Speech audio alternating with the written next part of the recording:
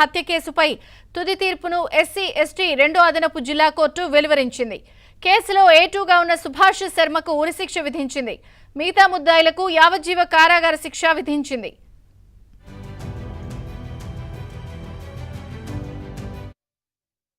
చాలా సిన్సియర్గా ఈ కేసును ఆనెస్ట్ ఇన్వెస్టిగేషన్ నాకు తెలిసి జ్యుడిషియల్ ప్రాసెస్లో కానీ ఇన్వెస్టిగేషన్ ఏజెంట్స్లో కానీ ఇంత అద్భుతమైనటువంటి ఛార్జ్షీట్ ఫైల్ చేయడం అంటే చాలా ఆనెస్ట్ ఇన్వెస్టిగేషన్ జరిగిందని చెప్పవచ్చు. వారు ఏదైతే కోర్టు ముందులో ప్రవేశపెట్టారో documentary evidence, electronic, technical, oral మొత్తంగా 78 మంది ప్రాసిక్యూషన్ విట్నెస్లను కోర్టులో ప్రొడ్యూస్ చేసి ఎగ్జామ్ చేయడం జరిగింది. ఇందులో దాదాపు 17 మంది సైంటిఫిక్ ఆఫీసర్లు వాళ్ళు నిందితుల మొబైల్ ఫోన్లు ఆఫ్టర్ అరెస్ట్ తర్వాత కలెక్ట్ చేసి వాటిని అనలైజ్ చేసి ఒకరికొకరు కనెక్టివిటీ ఎట్లా ఉందో after commission of the murder of the Pranay Kumar తర్వాత దానికంటే ముందు వాళ్ళు ఎట్లా సంభాషించుకున్నారో పూర్తిగా రిట్రైవ్ చేసి అనలైజ్ చేసి రిపోర్ట్ చేశారు. అట్లాగే ఇన్వెస్టిగేషన్ ఆఫీసర్లు దాదాపు 10 మంది assist IO, main IO Srinivasarao కీలకంగా పనిచేశారు దీంట్లో.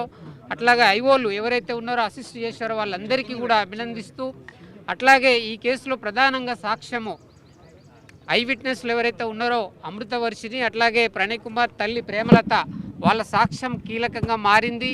Identification of the A2 Subhash Kumar శర్మను ఐడెంటిఫై చేయడం కానీ, అట్లాగే ఇద్దరు జ్యుడిషియల్ ఆఫీసర్లు టెస్ట్ ఐడెంటిఫికేషన్ పీరియడ్లో కూడా ఐ విట్నెస్లు ఐడెంటిఫై చేయడం, ముఖ్యంగా సీసీ కెమెరా జ్యోతి హాస్పిటల్లో ఆ మర్డరు సీన్ ఏదైతే రికవర్ అయిందో అది చాలా కీలకంగా పనిచేసింది. దీంట్లో నేరస్తులు ఎక్కడెక్కడైతే షెల్టర్లు తీసుకున్నారో హోటల్ కానీ లాడ్జీలు కానీ అన్ని చోట్ల పోలీస్ ఆఫీసర్లు చాలా పకడ్బందీగా వారు ఉన్నటువంటి స్టే చేసినటువంటి హోటల్ రికార్డు కానీ సీసీ ఫుటేజ్లు కానీ every bit of evidence collect చేయడం జరిగింది.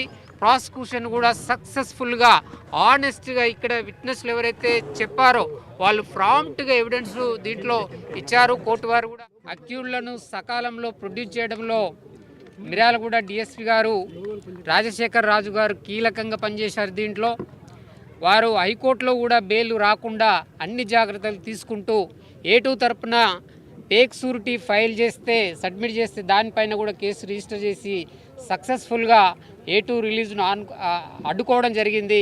వారిని సందర్భంగా అభినందిస్తూ సక్సెస్ఫుల్గా ఈ విట్నెస్లను ప్రొడ్యూస్ చేయడం వారిది కీలక పాత్ర. అట్లాగే రంగనాథ్ గారు కూడా చాలా సిన్సియర్గా ఈ కేసును ఆనెస్ట్ ఇన్వెస్టిగేషన్ నాకు తెలిసి జ్యుడిషియల్ ప్రాసెస్లో కానీ ఇన్వెస్టిగేషన్ ఏజెంట్స్లో కానీ ఇంత అద్భుతమైనటువంటి ఛార్జ్షీట్ ఫైల్ చేయడం అంటే చాలా ఆనెస్ట్ ఇన్వెస్టిగేషన్ జరిగిందని చెప్పవచ్చు. వారు ఏదైతే కోర్టు ముందులో ప్రవేశపెట్టారో documentary evidence, electronic, technical, oral మొత్తంగా 78 మంది ప్రాసిక్యూషన్ విట్నెస్లను కోర్టులో ప్రొడ్యూస్ చేసి ఎగ్జామ్ చేయడం జరిగింది.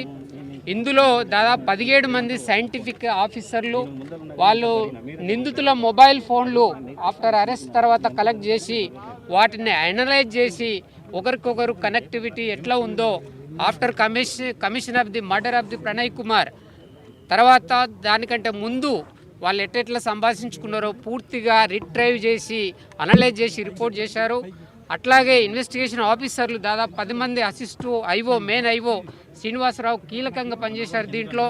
అట్లాగే ఐఓలు ఎవరైతే ఉన్నారో అసిస్ట్ చేశారో వాళ్ళందరికీ కూడా అభినందిస్తూ, అట్లాగే ఈ కేసులో ప్రధానంగా సాక్ష్యము ఐ విట్నెస్లు ఎవరైతే ఐడెంటిఫై చేయడం, ముఖ్యంగా సీసీ కెమెరా జ్యోతి హాస్పిటల్లో ఆఫ్ ఎవిడెన్స్ కలెక్ట్ చేయడం జరిగింది.